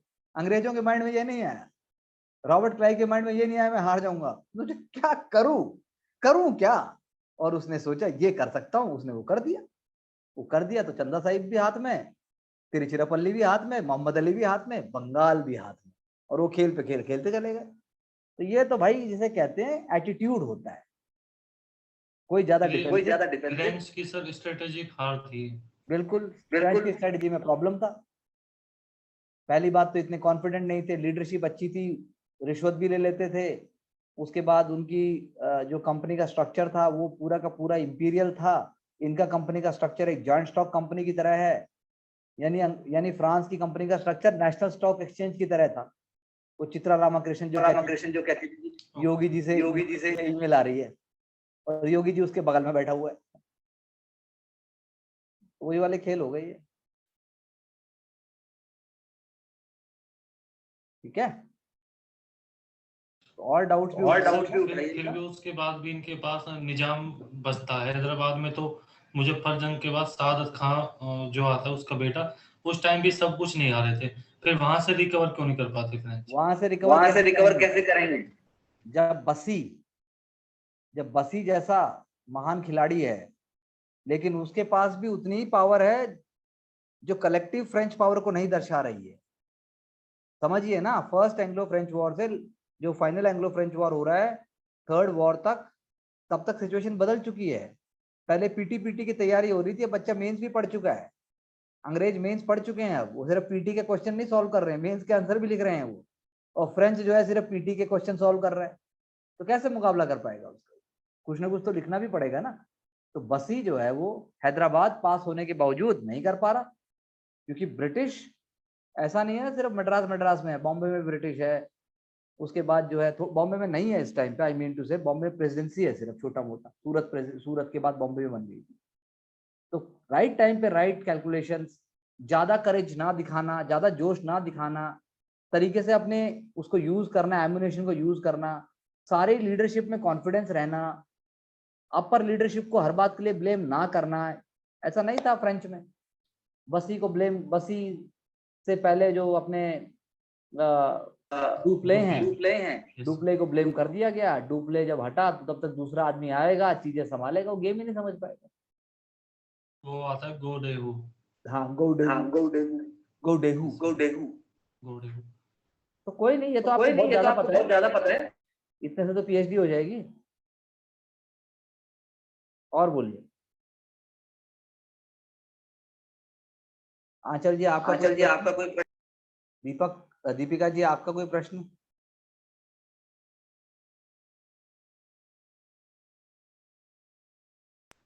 इसमें लाली के पास कलेक्टिव पावर नहीं थी, फिर भी वो वन डिवोर्स लड़ने के लिए जाते हैं। बिल्कुल वांडी वॉश गए वो, लेकिन वांडी वॉश तो रिजल्ट वो शो करेगा ना जो कलेक्टिव थिंकिंग स्मार्ट पावर होगी। ब्रिटिश स्मार्ट है यार। ब्रिटिश ने मराठों के साथ इतने थप्पड़ खाए, लेकिन हर बार मुंह साफ करके वापस गए और ताकतवर बन के आए। ये फ्रेंच के पास नहीं था। तो थोड़ी देर पहले आपने अटैक करते हैं ब्रिटिश, तब भी उन्होंने किसी मराठा सरदार की हेल्प ली थी, शायद मुरारी राव। हाँ, ली होगी। बिल्कुल रहेंगे लोग। इसमें तंजौर का क्या रोल रहता सर इसमें? क्योंकि तिरुचिरापल्ली की बजाय एक बार चंदा साहिब तंजौर की तरफ जाता है अटैक करने, और वो डाइवर्ट हो जाता है। तंजौर एक इम्पोर्टेंट एसेट है ब्रिटिश के लिए भी, और ब्रिटिश चाहती है वहां के रिसोर्सेज से उसको पैसे मिले, उसको पावर मिले। तंजौर या किसी भी प्रिंसेस स्टेट का रोल यही है, क्योंकि अभी मैसूर जो है खत्म नहीं हुआ है। मैसूर अभी है, अभी हैदर अली साहब यहाँ देख रहे हैं क्या हो रहा है। जैसे ही ये चंदा साहिब और मोहम्मद अली वाला खेल खत्म होगा, मद्रास काबू में आएगा, बंगाल चालू होगा, तो इधर से मैसूर हाथ से नहीं, मैसूर बहुत पावरफुल हो जाएगा 1770s में, 1780s में। अंग्रेजों ने वहां लड़ाई करते ही फर्स्ट एंग्लो मैसूर वॉर भी हो जाएगा इसी टाइम के थोड़े टाइम बाद। और फर्स्ट एंग्लो मैसूर वॉर के अंदर जब ब्रिटिश जो है ट्रीटी करेंगे, ट्रीटी ऑफ मद्रास, तो वो कहेंगे हैदर अली को, हम दोनों भाई, ए भाई तू वीरू मैं जय, हम दोनों एक दूसरे की मदद करेंगे भाई। लेकिन जब हैदर अली के ऊपर बाकी अटैक होंगे तो अंग्रेज आएंगे ही नहीं। तब हैदर अली को समझ आ जाएगा, अरे यार सबसे कौन, सबसे कौन, तो वो बोलेगा अंग्रेज। तो वो जान गया था सबसे पहले कि ये किसी के नहीं है। लेकिन ना मराठा समझ पाए, ना हैदराबादी समझ पाए, ना अवध समझ पाया, कोई ना समझ पाया, वो समझ गया था, वो और उसका बेटा दोनों इसीलिए एंटी थे शुरू से ही, बाकी लोग नहीं थे। ब्रिटिश जानते थे वो क्या कर रहे हैं, लेकिन वही बात है, जब कुछ खोने को ही नहीं है, जब ब्रिटिश की पोजीशन ही क्लास 4 की थी और ब्रिटिश को पता था कि मैं क्लास 1 बन सकता हूँ, लड़के ही काम करके ही बन सकता हूँ, तो मैं बनूंगा चाहे कुछ हो जाए। तो ये सोच, ये एटीट्यूड अनइमोशनल आदमी का होता है, इमोशनल का नहीं होता। तो इसलिए बने वो। ओके सर, तो यही कारण था कि वो यहाँ भी लड़ेंगे, फिर बंगाल में भी करेंगे, मैसूर को भी देखेंगे, फिर मराठा को भी देखेंगे, मुगल को भी। तो हम तो सर खड़ा किया सब कुछ अपने ऊपर, बन नहीं था। अपने आप कुछ ना हुआ, अपने आप तो सिर्फ अंग्रेज का कहना है तुमने अपना बंटवारा किया है, हमने ना किया। उनका कहना है बंटवारा तुमने किया है, हमने नहीं किया।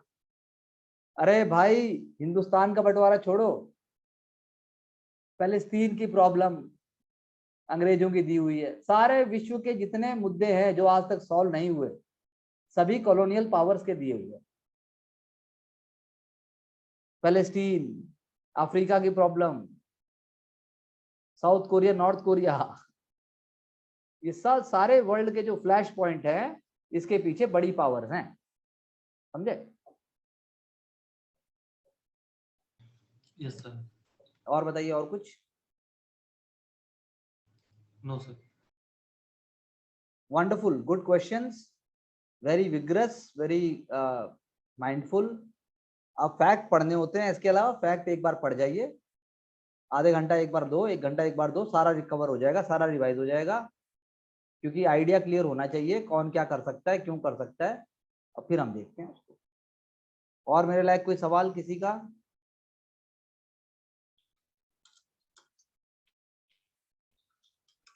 हाँ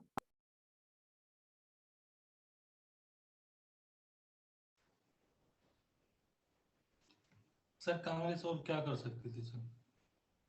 अभी तो देखो एकदम कुछ नहीं कर सकती थी, एकदम तो नहीं कर सकती थी, पहले करना था।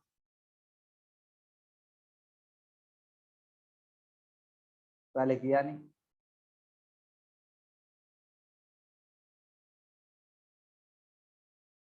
नहीं हो सकता था, पार्टी जैसा जो सीपीआई है और छोटी छोटी और अदर पार्टीज थी, रीजनल पार्टीज हम देखते हैं, कोई कम्युनिस्ट है, कोई सोशलिस्ट है, कोई बंगाल में कहीं, कोई ट्राइब है, वो सब क्या कर रहे हैं सर जब ये डिवीजन की बात चल रही है उसका इम्पैक्ट? उनको सुनने के लिए मासेस चाहिए ना।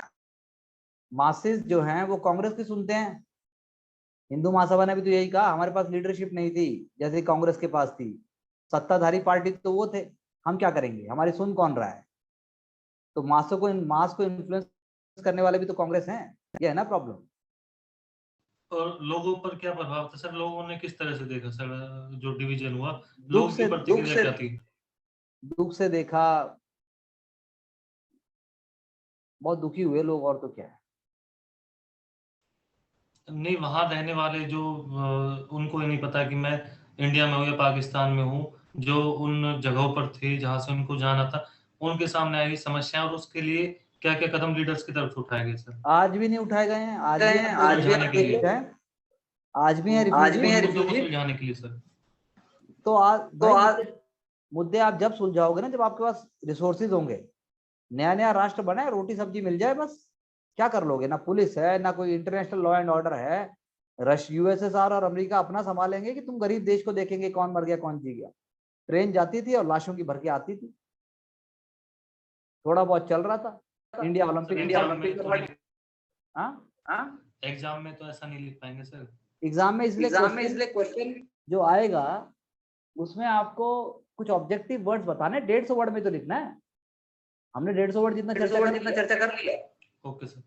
एक बार आप क्वेश्चन उठाओ जो मैंने डिस्कस किए हैं और उनमें से आप 1-2 आंसर लिख के डालो, फिर मैं उसको ठीक करूंगा। मेंस के लिखने सर। मेंस की एक आध लिख दो, चर्चा के बाद तो 2 लिख सकते हो। Okay sir. यूपीएससी के पिछले 4-5 साल के आप देखो, या मैं आपको क्वेश्चन बता दूंगा, आए हुए हैं क्वेश्चन, तो आप एक बार देखेंगे मिल जाएंगे वो, और नहीं तो पीटी का पूरा कर ही रहे हैं हम। लेकिन क्वेश्चन आपके वाजिब हैं, सोच आपकी वाजिब है और ऑन ट्रैक है, लेकिन हम इसको फिलोसफिकल तरीके से नहीं बोल सकते। आंसर लिखेंगे तो हम बात करें। दीपिका जी भी, सभी लोग। तो कल मैं खुद ही क्वेश्चन डिस्कस करूंगा, कल से। ओके। कल 2:30-2:45 के आसपास हम स्टार्ट करते हैं, मतलब 2:30-2:45 के बीच में, और फिर देखते हैं। ठीक है, all the best to all of you. Thank you very much. Thank you sir. Have a nice day sir. You too, my dear. Bye.